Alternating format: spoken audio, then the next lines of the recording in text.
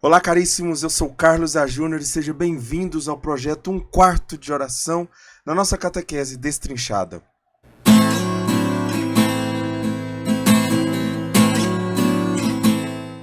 Hoje nós continuaremos a falar sobre o quinto mandamento, não matarás, não matar, certo? Então nós vimos quais são os tipos de ofensas a esse mandamento. E agora nós vamos ver a dignidade da pessoa e também a salvaguarda da paz. Como manter a paz? Como que a igreja comunica a paz para todos? Bom, primeiro vamos lá para falar do respeito. Mas antes, não se esqueça de se inscrever no canal, deixar o seu like, compartilhar esse vídeo com outras pessoas, compartilhar esse vídeo. Também você que quer me ajudar na rifa que eu estou fazendo, ainda estou vendendo rifa para fazer as composições, para compor, para as minhas composições serem registradas e gravadas. Então, entre em contato comigo no meu Instagram, tá bom? Então é isso, vamos lá para o nosso conteúdo agora, aqui. Então nós vamos falar hoje sobre a segunda parte, né? Continuando falando sobre não matar. O respeito pela integridade corporal. Quais são os pecados contra o corpo alheio? Bom, o primeiro pecado que nós vamos falar sobre contra o corpo alheio é o do sequestro, correto? E o sequestro é o quê? Raptos e sequestros são intoleráveis.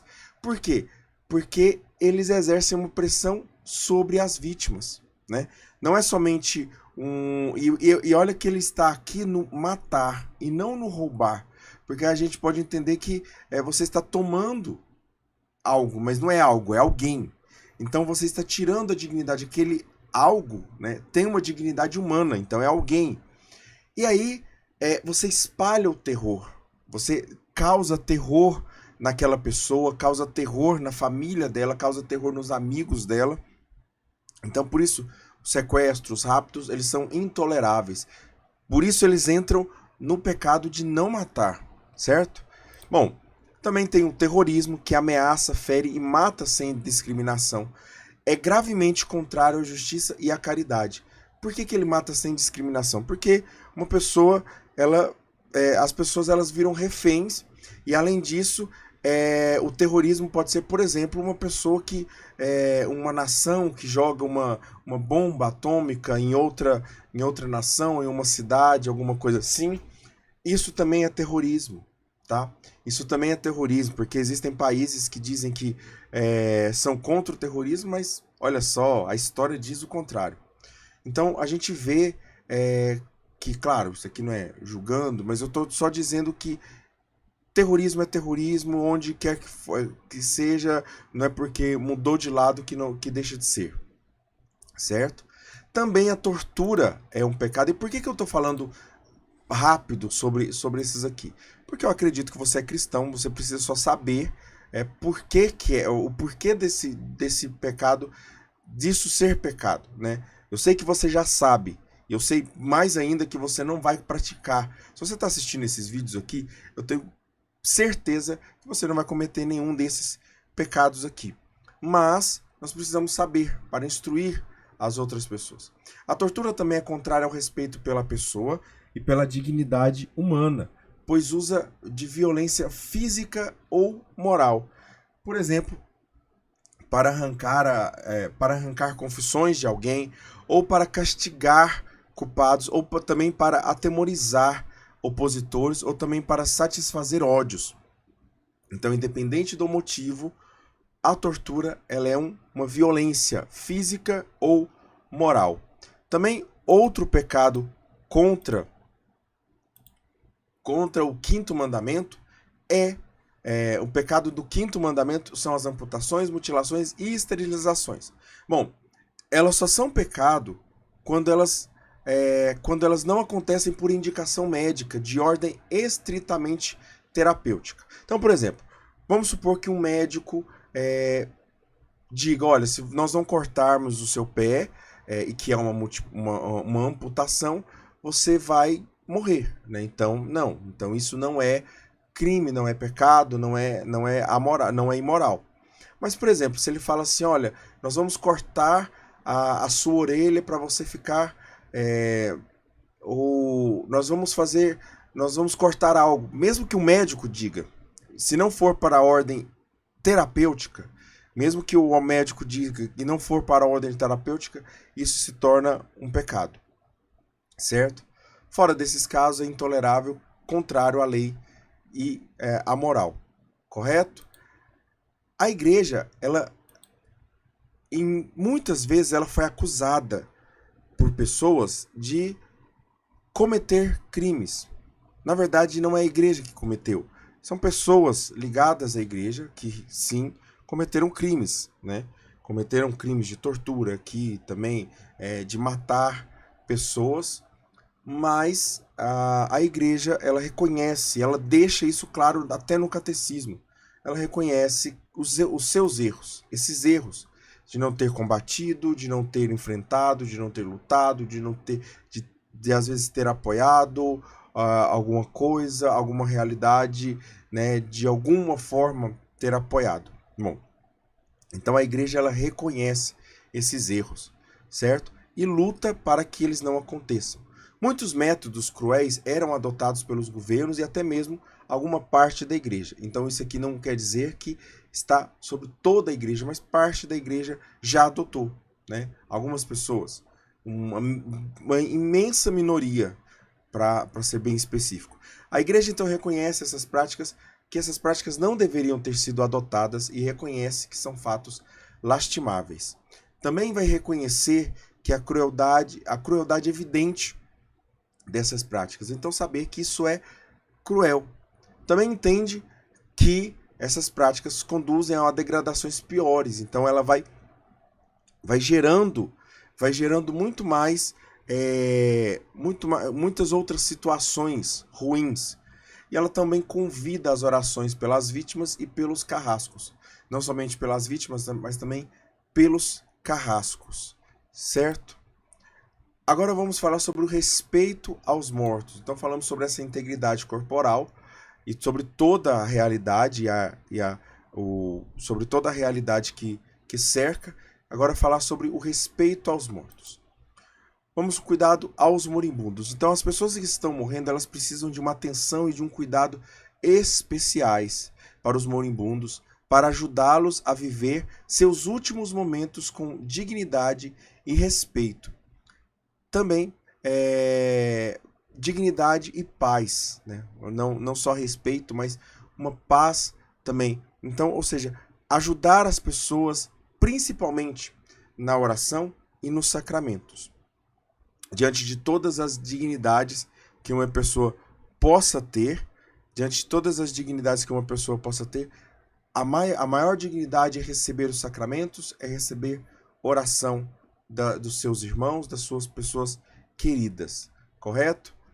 E aí nós vamos então perceber que os moribundos, que aqueles que estão morrendo, eles realmente precisam de um cuidado, de uma atenção. E agora vamos falar, depois, quando a pessoa morre, como deve ser tratado o corpo de uma pessoa. Bom, o enterro, os corpos dos defuntos devem ser tratados com respeito e caridade. No enterro, os corpos dos defuntos devem ser tratados com respeito e caridade. Deixa eu mudar aqui.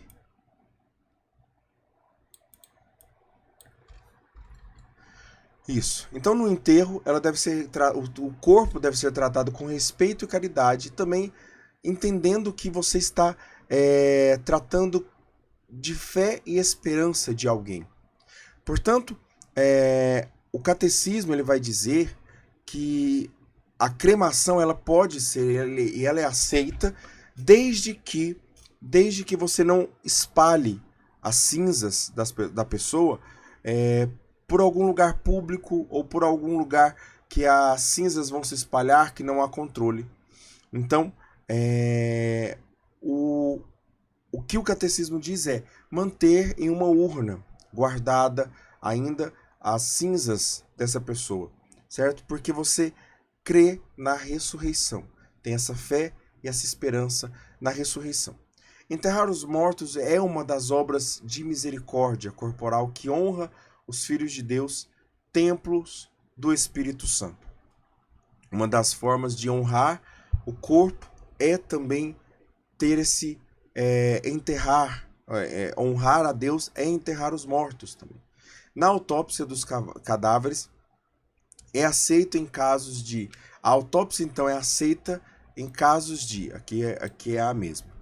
A autópsia dos cadáveres é aceita em casos de investigação legal, ou seja, descobrir a causa da morte daquela pessoa ou por uma pesquisa científica.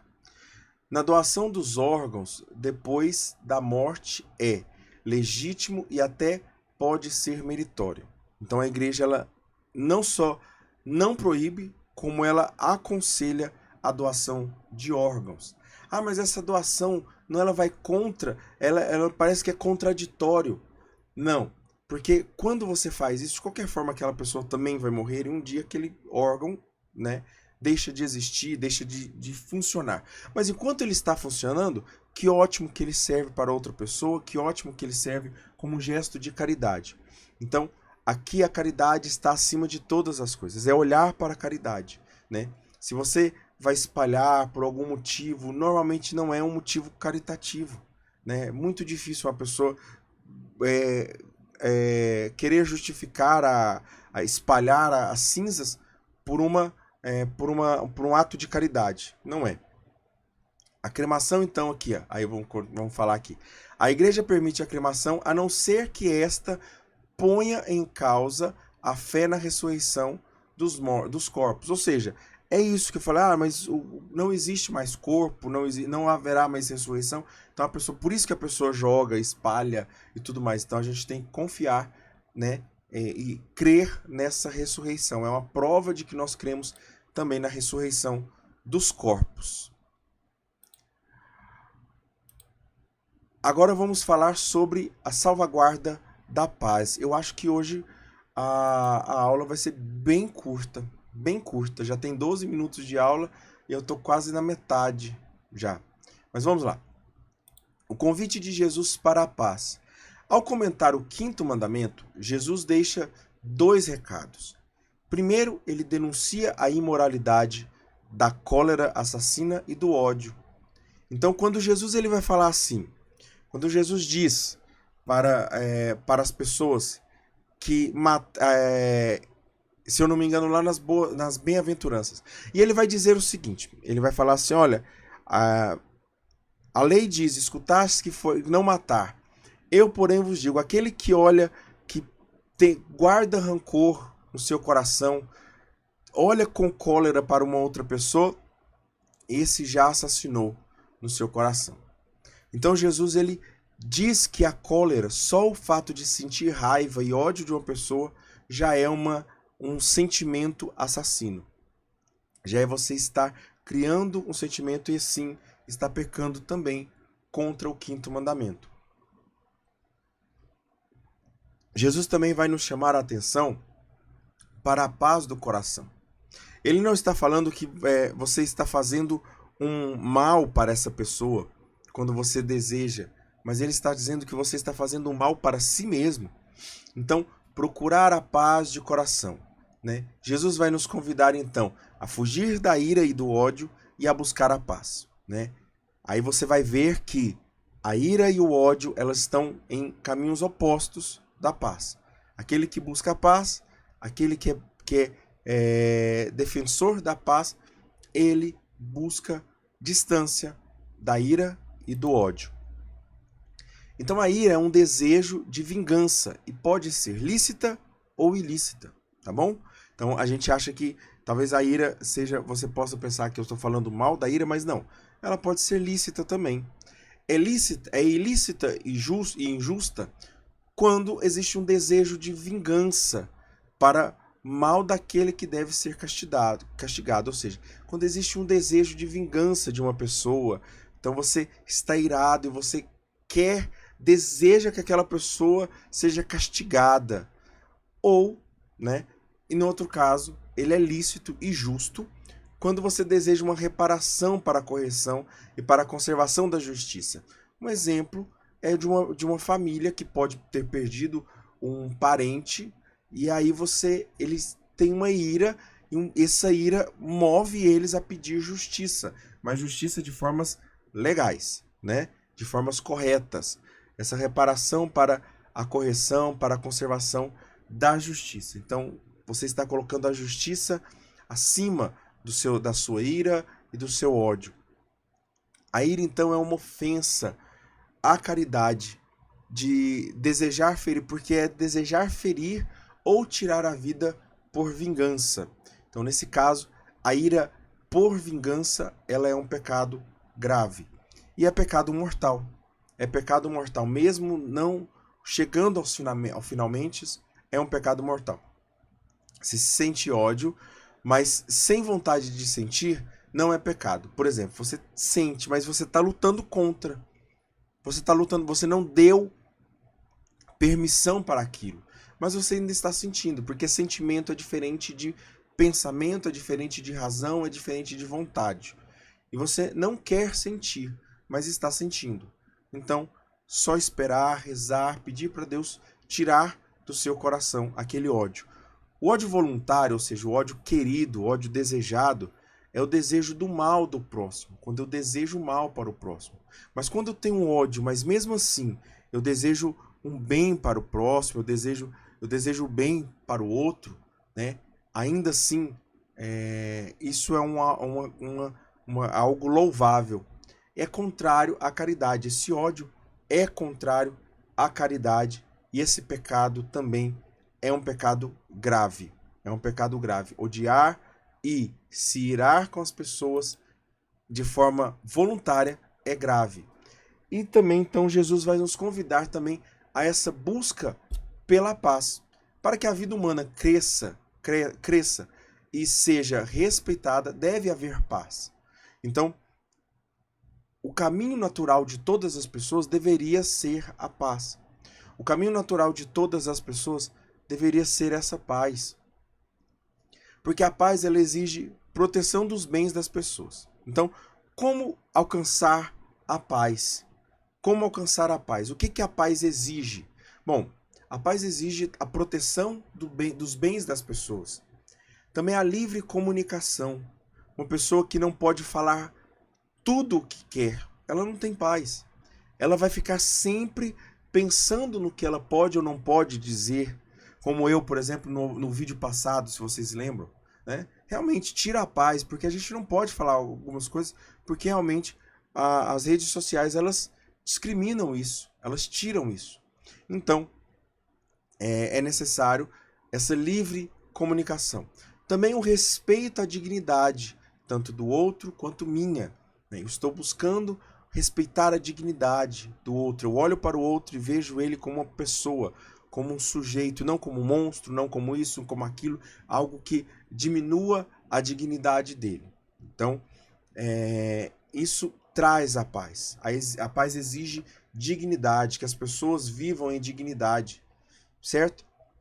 E não só dignidade de honra, mas também dignidade de comer, de ter aquilo que for necessário para sobreviver, para viver, melhor dizendo, não só para sobreviver, mas para viver. Também exige uma prática assídua da fraternidade, ou seja, de olharmos-nos como irmãos, de vermos-nos como irmãos, certo?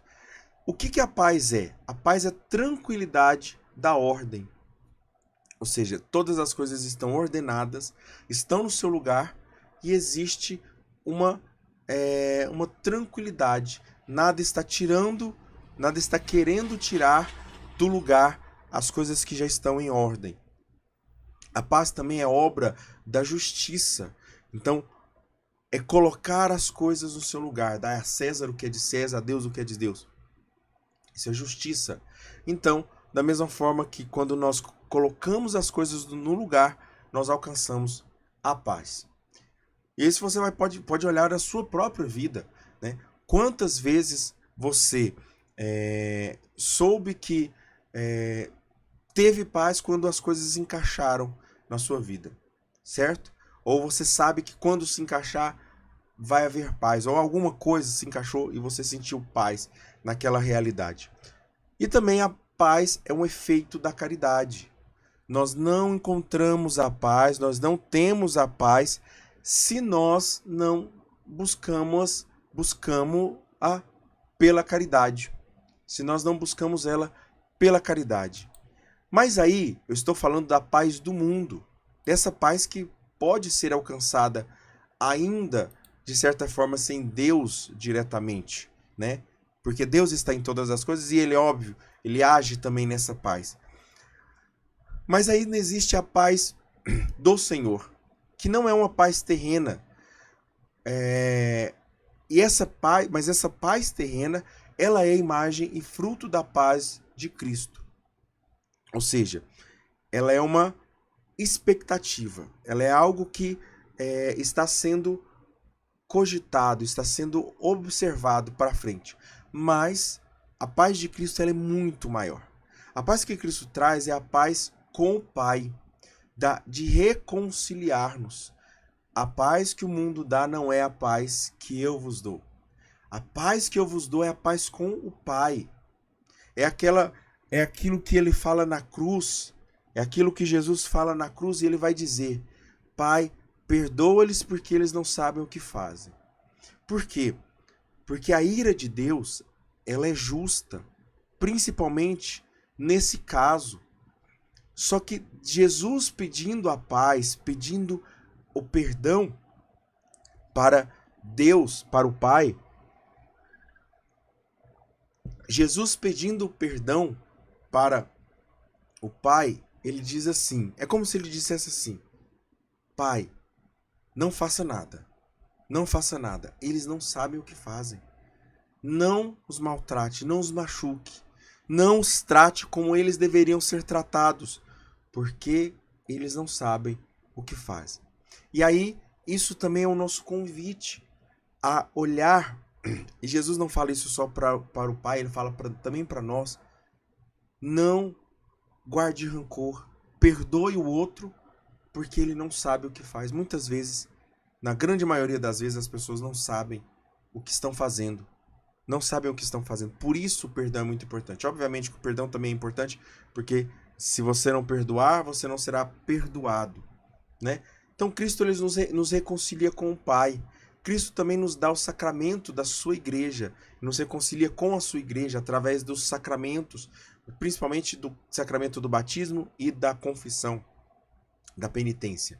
Aqueles que buscam a paz são considerados bem-aventurados por Jesus.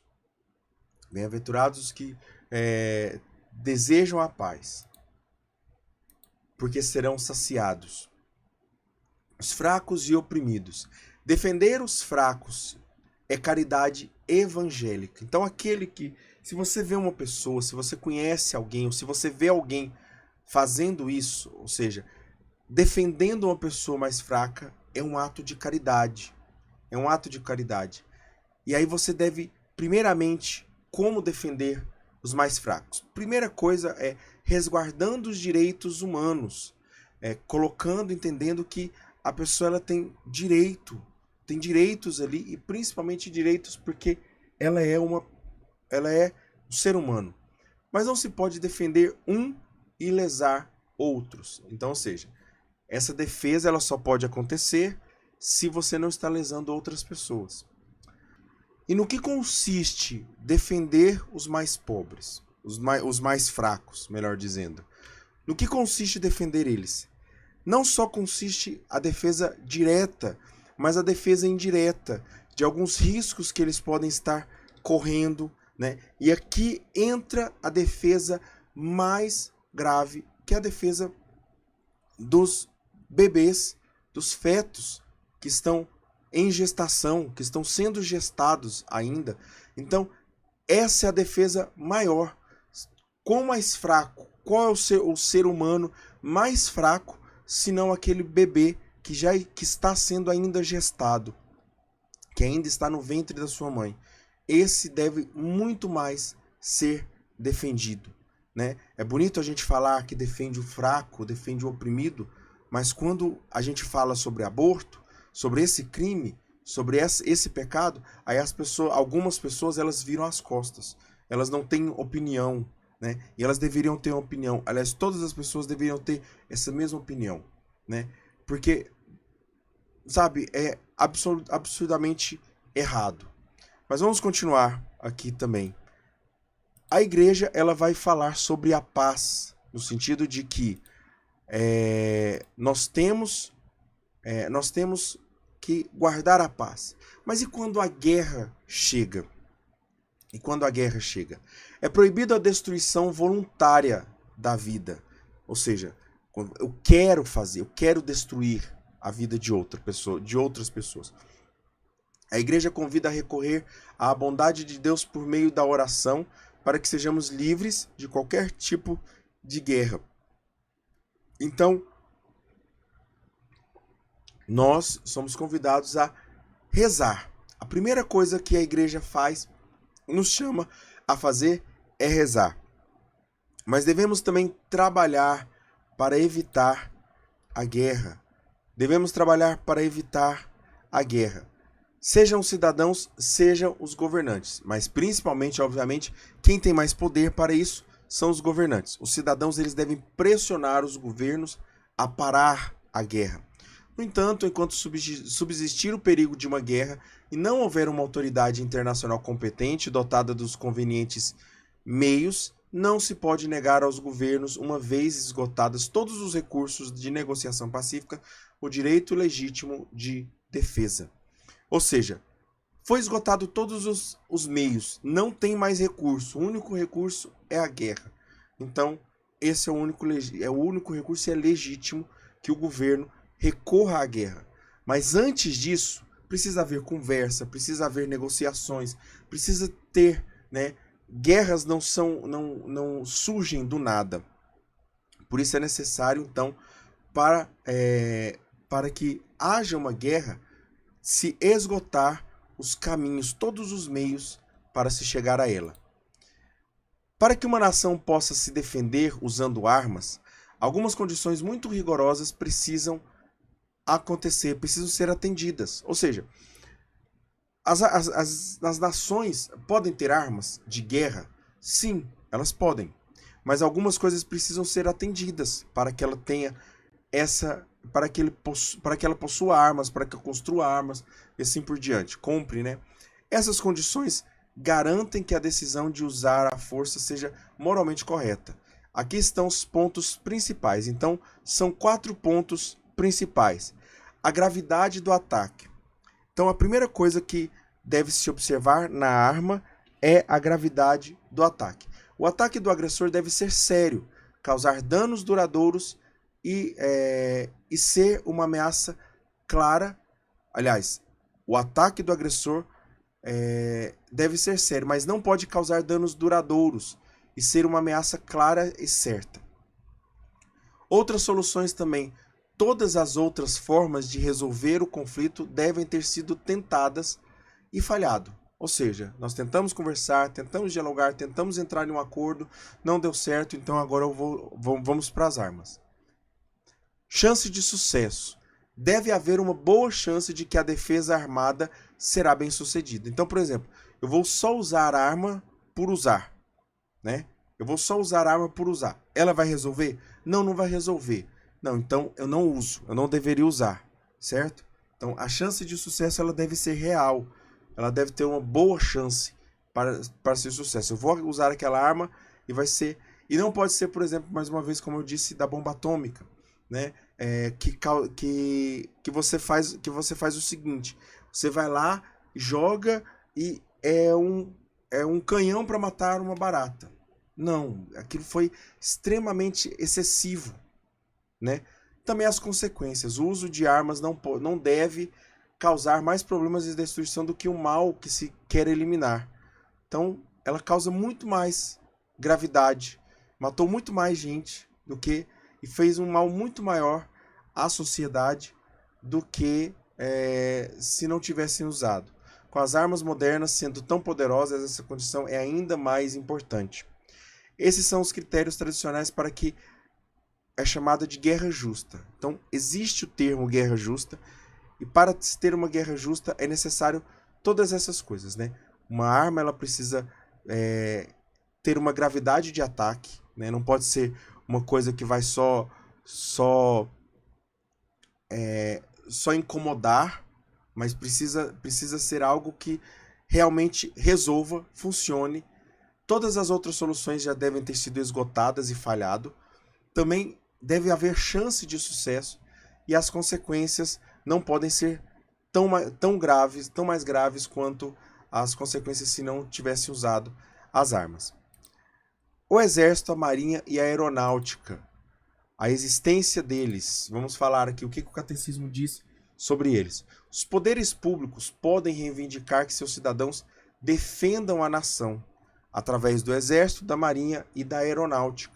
Então, o governo pode reivindicar que os seus cidadãos defendam a nação, seja numa guerra, seja não numa guerra, né? Seja em tempos de paz também. Aqui no Brasil, os homens de 18 anos, quando fazem 18 anos, precisam se alistar. São as obrigações necessárias à defesa nacional. Um bom exemplo é o do grupo BTS, que eles participaram. E aí alguns fãs, eu me lembro, porque eu sei porque eu tenho amigas que são fãs de BTS, e aí elas falaram, e aí elas disseram que acharam errado eles largarem, porque eles largaram o estrelato, o meio musical, a carreira deles, para servir um ano no Exército. Só que antes da sua vida pessoal, você deve servir a nação. E isso principalmente quando a nação exige. E no caso, ela exige. No caso, a nação Coreia do Sul, Coreia do Sul, ela exige que a pessoa, os seus cidadãos, eles se alistem. O Brasil já não é tão rígido assim. Por isso a gente não tem essa consciência nacionalista, nós não temos essa consciência, esse amor pela nação. Claro que, obviamente, né, é um serviço de gratidão. E isso deve estar no coração.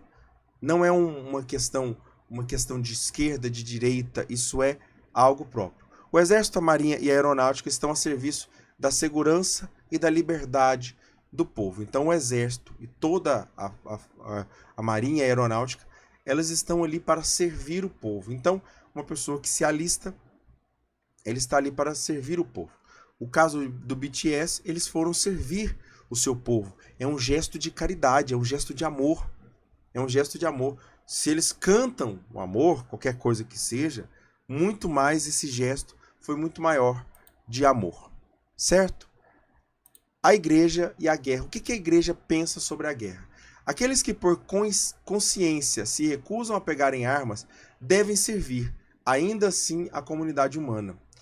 Você se lembra daquele filme Até o Último Homem, né?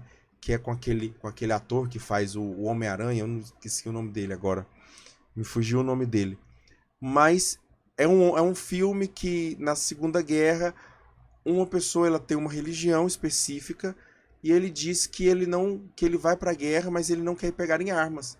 E aí causa um grande problema para ele fica tal, até que os soldados deixam ele ir, né? Como assim, você vai morrer mesmo lá, você vai ser só mais um que vai morrer, né? Se com armas as pessoas estão morrendo, quanto mais sem armas.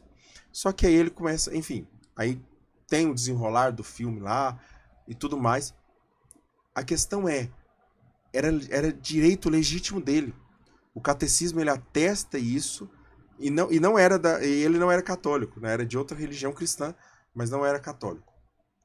O catecismo ele dá essa oportunidade. A pessoa pode recusar não encostar em armas, não pegar em armas, e mesmo assim servir a sua pátria. E na guerra não vale tudo. Não existe esse negócio de vale tudo. A lei moral permanece ainda na guerra. Concílio Vaticano II, na Gaudium et Spes, vai dizer: a lei moral ainda permanece na guerra. Uma vez, lamentavelmente, começada a guerra, ou seja, começou a guerra, é lamentável que comece qualquer guerra.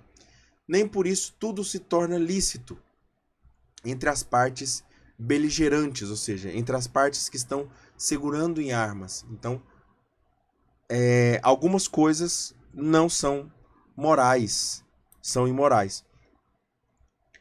A obediência cega e o genocídio. Soldados não devem obedecer cegamente a ordens que levam ao genocídio ou extermínio de qualquer grupo de pessoas. E aqui nós temos o caso da Segunda Guerra, né, que ao final da Segunda Guerra, alguns da nação que foram capturados alegaram isso. Não, eu estava obedecendo ordens. Não, né? Isso é inadmissível. Você não pode fazer isso. Seja um povo, uma nação, uma minoria étnica, você não pode exterminar pessoas, né? Uma pessoa já é muito. Quanto mais uma nação, que é pior ainda, é uma perda muito maior. É uma perda imensa. Cultura, jeito, gestos, palavras, linguagem, um monte de outras coisas mais. Não é retirada a culpa de tais pessoas que estão apenas cumprindo ordens, certo? Então, elas não estão cumprindo ordens, mas elas estão erradas. Devem resistir a tais ordens. Então, essas pessoas elas devem resistir a essas ordens. As ações com armas, as ações bélicas indiscriminadas. Usar de armas de destruição em massa são gravemente repudiadas. É gravemente repudiado. São usadas sem... Por quê? Porque elas são usadas sem discriminação. Você não está atacando o inimigo, mas você está atacando o inimigo e mais trocentas mil pessoas que não tem nada a ver. Destroem cidades inteiras. Né? Essas armas de destruição em massa destroem cidades inteiras, que são inadmissíveis. São características das guerras modernas. Então as guerras modernas hoje elas têm essa tendência. Né? São crimes graves o uso de armas também científicas, como as atômicas, as biológicas e as químicas. Então, você causar, por exemplo, uma doença, causar, por exemplo, uma infecção, uma intoxicação ou uma radiação em algum lugar é gravíssimo. O acúmulo de armas das nações. Com a desculpa, então, de se protegerem, as nações podem acumular armas cada vez mais perigosas para os seus inimigos, para se defender. Dizer, eu vou me defender. Mas é uma ilusão pensar que acumular armamentos gera paz. A gente já falou o que gera paz. O que gera paz? E ter armas é uma das coisas que não gera paz. Ao contrário de eliminar riscos, você agrava-os, você piora, porque aí o seu inimigo também vai querer mais armas e tudo mais, né? Além do que, esse dinheiro poderia ser usado para auxiliar populações indigentes. O que se gasta com armamento não está escrito. Não está escrito. E poderia sim ser usado em outras realidades, em outras misérias. O superarmamento multiplica as razões do conflito e aumenta o risco da sua propagação. Ou seja, quanto maior for o armamento, ele multiplica as razões de conflito. Então a pessoa vai dizer assim, agora eu tenho esse tanto de arma aqui, agora ele vai quietar. Não, vai piorar as razões do conflito. A pessoa vai querer mais ainda cometer aquele crime e entrar em uma guerra. Bom, a regulamentação do comércio de armas e a paz internacional. Então eu falei aqui das armas no âmbito nacional. Agora vamos falar do âmbito pessoal, né? Fabricar e comercializar armas. Relacionamento com o bem comum. Em relacionamento com o bem comum das nações e da comunidade internacional, aceita que se comercialize armas. Mas as autoridades públicas têm o direito e o dever de regulamentar o comércio de armas. Então aqui a gente está pegando a nação e está diminuindo para as autoridades públicas cabíveis, né, que a relação às armas. E aí as pessoas de interesses privados não devem legitimar empresas que incentivem a violência, os conflitos entre as nações, o comprometimento da ordem jurídica e internacional. O que quer dizer isso aqui? Não se pode ter corporações, polícia, de defesa que promovam a violência ou conflitos entre as nações ou o comprometimento da ordem jurídica, certo? A regulamentação do comércio de armas é fundamental para o bem comum. Então, alguns países vão aceitar, outros países não vão aceitar, mas todos devem ter uma regulamentação sobre o que pode e o que não pode de armas. Quais são as causas das guerras e ameaças da paz? Bom, a injustiça, as injustiças que se causa guerra e se ameaça a paz. As desigualdades econômicas e sociais também causam as guerras. Também a inveja, a desconfiança, o orgulho entre as nações. Superar essas desordens contribui para a construção da paz. Então, como vou construir a paz? Superando as injustiças, as desigualdades econômicas e sociais, superando a inveja, a desconfiança, o orgulho, etc. Certo? E o perigo da guerra. O pecado mantém o perigo constante da guerra entre os homens. Então, enquanto o pecado existir, a guerra vai existir. A guerra vai existir. E aí entra aqui uma questão. No céu, quando vir a Nova Jerusalém, não haverá guerras. Não haverá guerras, não haverá choro, não haverá mortes. A unidade na caridade pode superar o pecado e, consequentemente, as violências. Então, quanto mais caridosos, a resposta é a caridade, a resposta é a paz, é a procura da paz. Isaías 2:4 vai dizer assim: com as espadas forjarão arados, não mais levantará a espada povo contra povo. É uma promessa de Deus, dizendo que um dia a paz vai haver e as espadas só serão usadas para ser arado, para arar a terra, para plantar e não para matar. A paz é possível quando a justiça e a caridade prevalecem. Certo? Então, vamos... hoje o conteúdo foi um pouquinho mais curto, né? Ainda assim foi longo, graças a Deus, né? Mas de tudo mais, agradecer a sua presença aqui, agradecer você, dizer para você se inscrever no canal, deixar o seu like e tudo mais. Não se esqueça também da minha rifa, da rifa que eu estou vendendo. Entra lá em contato comigo no Instagram ou no meu WhatsApp, se você tem WhatsApp também. Entre em contato lá e é isso. Então, quero agradecer você mais uma vez e desejar a bênção e a paz de Cristo na sua vida. E se você assistiu até o final, comenta aqui, paz, né, para eu saber que você assistiu até o final. Louvado seja o nosso Senhor Jesus Cristo, para sempre seja louvado. Tudo por Jesus e nada sem Maria. Em nome do Pai, do Filho e do Espírito Santo. Amém.